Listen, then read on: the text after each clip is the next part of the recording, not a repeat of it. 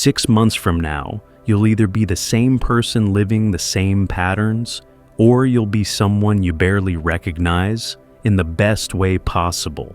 Carl Jung discovered the exact psychological process that determines which one you'll be. He called it individuation, and he mapped out precisely how the psyche transforms when you stop fighting it and start working with it. Not in years or decades, but in months. Because Jung understood something most therapists won't tell you. Real psychological change doesn't happen gradually. It happens in quantum leaps when you hit specific psychological thresholds. I'm about to show you Jung's 6-month transformation protocol, the same process he used with patients who came to him stuck, depressed, lost, and left fundamentally changed. This isn't self-help. This isn't positive thinking. This is about triggering the psychological mechanisms that create irreversible transformation. And here's what's different about Jung's approach. You don't change by adding things to your life. You change by integrating what's already there, waiting in your unconscious, trying to transform you. The next 6 months are going to pass anyway. The question is, will you use them to become who you really are? Here's why most people never truly change. They're trying to fix their life without changing their psyche. They rearrange external circumstances, new job, new relationship, new city, but carry the same internal patterns everywhere they go. Jung saw this constantly. People would come to him having tried everything, different careers, partners, lifestyles, but nothing changed because they were the common denominator. They were dragging their unconscious patterns into every new situation, recreating the same dynamics, hitting the same walls. You know exactly what I'm talking about. You leave a toxic job only to find the same dynamics at the new one. You end a dysfunctional relationship only to attract the same type of person with a different face. You move across the country only to recreate the same life you were escaping. Jung's insight was revolutionary. You don't change your life by changing your circumstances. You change your life by changing your relationship with your unconscious. Because your unconscious is running 95% of the show, and until you make it conscious, you're just a puppet thinking you're the puppeteer. But here's what nobody tells you. Your unconscious doesn't want you to stay stuck. It's actively trying to transform you. Those patterns that keep repeating, they're not punishments, they're messages. Those symptoms you keep experiencing, they're not problems, they're solutions trying to happen. That life that feels wrong, it's your psyche screaming for transformation. The question is, are you going to spend the next 6 months fighting your unconscious or working with it? Because that choice determines everything. Jung said, you can't change what you can't see. So the first 2 months are about making the unconscious conscious, specifically meeting your shadow. Your shadow isn't your bad side. It's every part of yourself you've rejected to be acceptable, the anger you suppressed to be nice, the ambition you hid to be humble, the sensitivity you buried to be strong. All of it went into your shadow, and from there, it's controlling your life. Here's Jung's method for mapping your shadow in 60 days. First, identify your triggers. For 2 months, track every strong emotional reaction you have to other people. That person who infuriates you, that trait you can't stand, that behavior that makes you irrationally angry, write it down. These aren't observations about others. They're your shadow showing itself. The arrogant person you hate is showing you your disowned confidence. The needy person who disgusts you is revealing your rejected vulnerability. The selfish person who triggers you is pointing to your suppressed self-care. Your triggers are your shadow's GPS coordinates. Second, track your projections. Notice when you're absolutely certain someone else is wrong, bad, or problematic. The stronger your conviction, the more likely you're projecting. Jung discovered that we don't see others clearly. We see our unconscious material projected onto them like they're movie screens. One of Jung's patients spent 2 months tracking his triggers and discovered something shocking. Every person he labeled as weak was actually showing incredible strength and vulnerability, something he'd completely rejected in himself. His hatred of weakness was actually hatred of his own suppressed need for connection. Third, examine your admiration.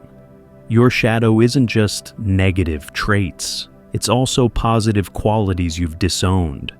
The people you put on pedestals, the qualities you admire but think you could never have, that's your golden shadow. You've projected your own potential onto others. For these 2 months, you're not trying to change anything. You're just mapping. You're creating a psychological inventory of all the parts of yourself you've rejected. Because Jung discovered that just seeing your shadow clearly begins to change everything. By the end of month 2, you'll have a complete map of your unconscious material. You'll know exactly what you've been projecting, exactly what you've been suppressing, exactly what's been controlling you from the shadows. And that's when the real work begins. Now that you've mapped your shadow, months 3 and 4 are about integration. Jung's approach here was revolutionary. You don't fight your shadow or try to eliminate it. You dialogue with it. You befriend it. You integrate it. This is where Jung's technique of active imagination becomes essential. You're going to have actual conversations with the parts of yourself you've rejected. This sounds insane until you do it and discover these parts have intelligence, have reasons, have gifts you desperately need. Here's how it works. Take one shadow aspect you've identified. Let's say your rejected anger. Sit quietly, close your eyes, and let this anger take a form in your imagination. Maybe it appears as a fire, a warrior, a child having a tantrum. Don't control it. Let it show itself. Then talk to it. Ask, why are you in my life? What do you need me to know? What gift are you trying to give me? And listen, really listen, not with your logical mind, but with your psychological ear. Jung did this with his own shadow material and discovered something profound. His rejected aggression wasn't trying to make him violent. It was trying to give him the power to establish boundaries. His suppressed selfishness wasn't trying to make him cruel. It was trying to teach him self-preservation. One of Jung's patients, a people-pleaser who couldn't say no, spent month 3 dialoguing with her shadow. She discovered a fierce protector she'd buried since childhood. A part that knew exactly how to set boundaries, but had been labeled mean and exiled. Through dialogue, she didn't become mean. She became boundaried. The shadow quality transformed through integration. Month 4 is about practical integration. You take these shadow qualities and consciously express them in small, controlled ways. The person who rejected anger practices firm boundary setting. The one who suppressed ambition takes one small step toward a personal goal. The individual who denied sensitivity allows themselves one moment of vulnerability daily. You're not becoming your shadow. You're reclaiming the energy trapped in it. Every quality you integrate returns power to you. Every rejected part you befriend stops sabotaging you from the unconscious. By the end of month 4, you're not the same person. You have access to energy and qualities you haven't felt in years, maybe decades. You're more whole, more powerful, more authentically yourself. But Jung knew this was just preparation for the real transformation. The final 2 months are where everything changes. Jung called this the activation of the transcendent function, where your conscious and unconscious minds stop fighting and start collaborating to birth a new you. By month 5, you've mapped your shadow and started integrating it.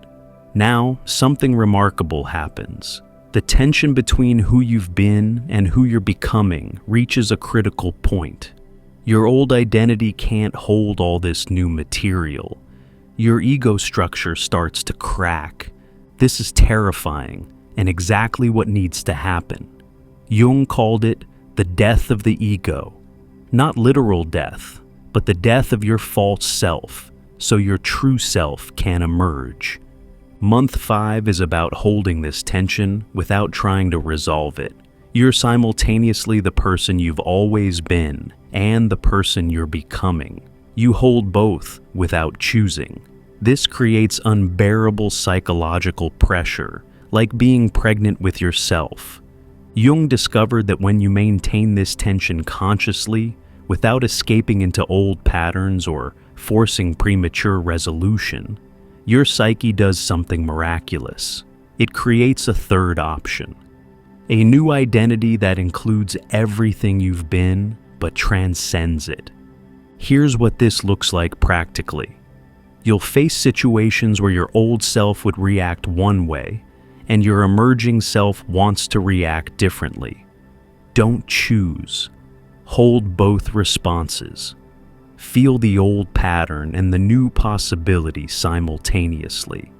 Sit in that impossible tension. One of Jung's patients described month 5 as living between worlds. She was no longer the people pleaser she'd been, but not yet the boundaried person she was becoming. Every interaction required holding this tension. Every decision was a birth pain. Month 6 is when the new you crystallizes. Jung called this the birth of the self, capital S. Not a better version of your ego, but a fundamentally different organizing principle for your psyche. You stop being driven by what others think, what society expects, what your trauma programmed. You start being driven by something deeper, truer, more essentially you. This isn't gradual, it's sudden. One day in month 6, you wake up and realize you're different at a cellular level. Situations that used to trigger you don't. Patterns that controlled you for years simply stop. You make decisions from a place you didn't know existed. Jung experienced this himself and wrote, "I am not what happened to me, I am what I choose to become." But this choosing isn't from the ego, it's from the self that emerges when conscious and unconscious unite. Throughout all 6 months, Jung insisted on 2 daily practices that accelerate transformation: dream work and synchronicity tracking. Every morning, write down your dreams. Don't interpret them logically. Feel into them psychologically. Your dreams are your unconscious mind's direct communication. They're showing you what's transforming, what's resisting, what's emerging. Jung discovered that as you progress through these 6 months, your dreams change dramatically. Month 1 dreams often involve being chased, your shadow trying to get your attention. Month 3 dreams feature confrontations, you facing rejected parts. Month 5 dreams are often about death and birth, your ego dying and self-emerging.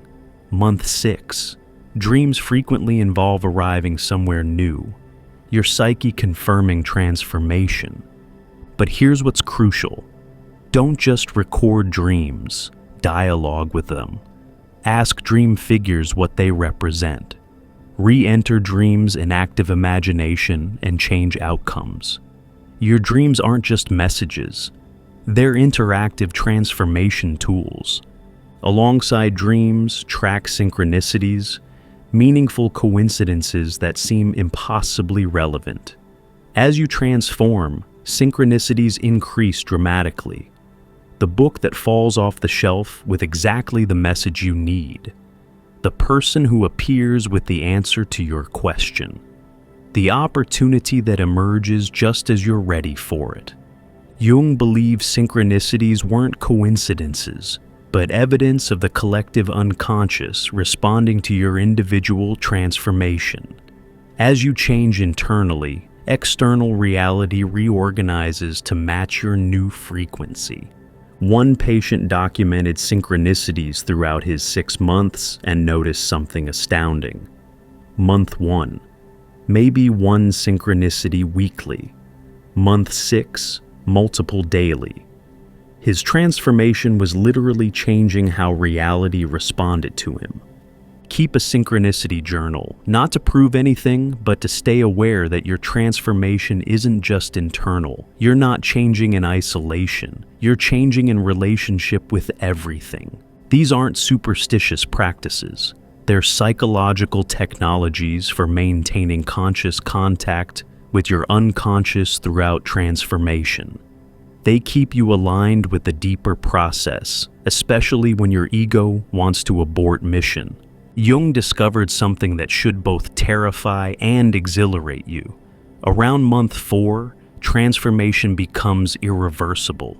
You hit what he called the point of no return, where you can't go back to who you were, even if you wanted to. This is why most people unconsciously sabotage their growth around month 3. They sense the point of no return approaching and panic. The ego realizes it's about to lose control permanently and creates crisis, drama, reasons to stop. You'll know you're approaching this threshold when everything in your life starts breaking down. Relationships that worked with your old self stop working. Jobs that fit your false identity become unbearable. Everything that was built on your unconscious patterns starts crumbling. This isn't failure, it's success. Your old life is dying because it was built on a false foundation. It has to collapse for your real life to emerge. Jung called this necessary destruction the night sea journey. You have to go through darkness to reach dawn. But here's what's powerful. Once you pass the point of no return, the transformation completes itself. You don't have to force anything. The psychological momentum you've built carries you through. Your unconscious and conscious minds are now working together toward the same goal, your individuation.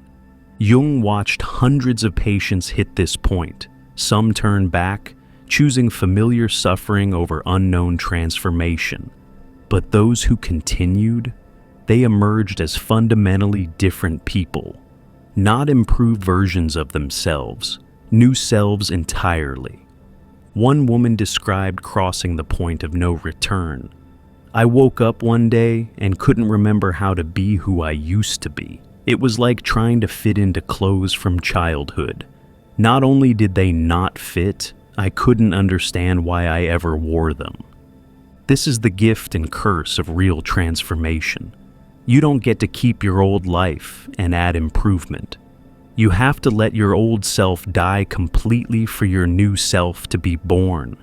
And once that death begins, around month 4, it completes itself whether you're ready or not. Let me tie this together because Jung's 6-month protocol isn't just theory. It's a precise psychological process. Months 1 to 2. You map your shadow, discovering all the parts of yourself you've rejected. You can't change what you can't see, so first you make the unconscious conscious. Months 3 to 4. You dialogue with and integrate your shadow through active imagination. You reclaim energy and qualities you've been projecting onto others. Months 5 to 6.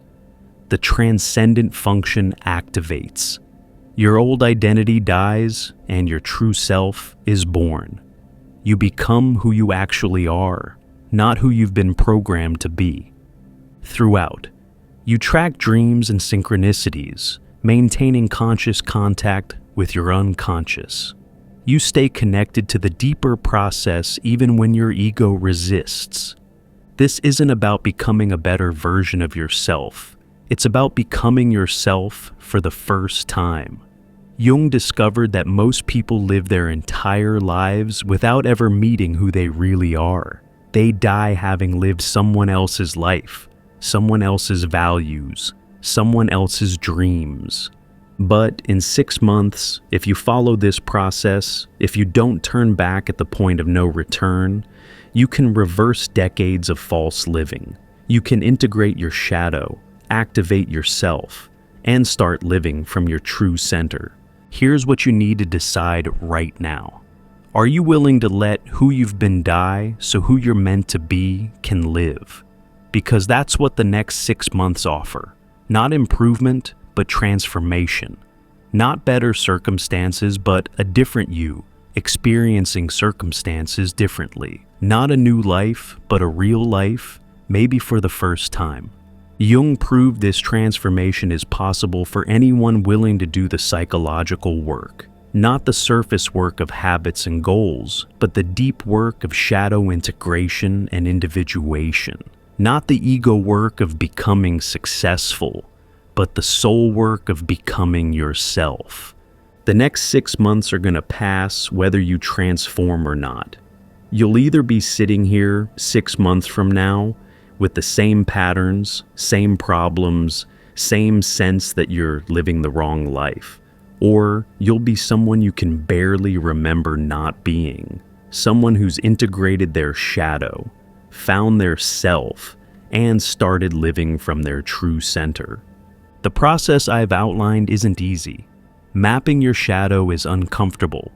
Integrating rejected parts is destabilizing. Letting your false self die is terrifying. But Jung discovered something crucial. This discomfort is temporary, but the transformation is permanent. Once you've integrated your shadow, it's integrated. Once your self emerges, it doesn't go back into hiding. Once you've individuated, you can't unindividuate. The you that emerges after 6 months is stable, real, unshakable. You don't need perfect circumstances to start. You don't need more time, money, or support. You need willingness to face yourself, dialogue with your shadow, and let transformation happen. Your psyche already knows how to do this. Jung just gave us the map. 6 months. That's all it takes to change everything. Not through force, but through integration. Not through doing more, but through becoming whole. The clock starts when you decide it does. If you're serious about this 6-month transformation, subscribe to this channel where I break down Jung's most powerful techniques for individuation. And watch the video on your screen now about active imagination. I'll show you exactly how to dialogue with your unconscious and accelerate your transformation. Remember, 6 months pass quickly. Make them count. Your real life is waiting on the other side of this process.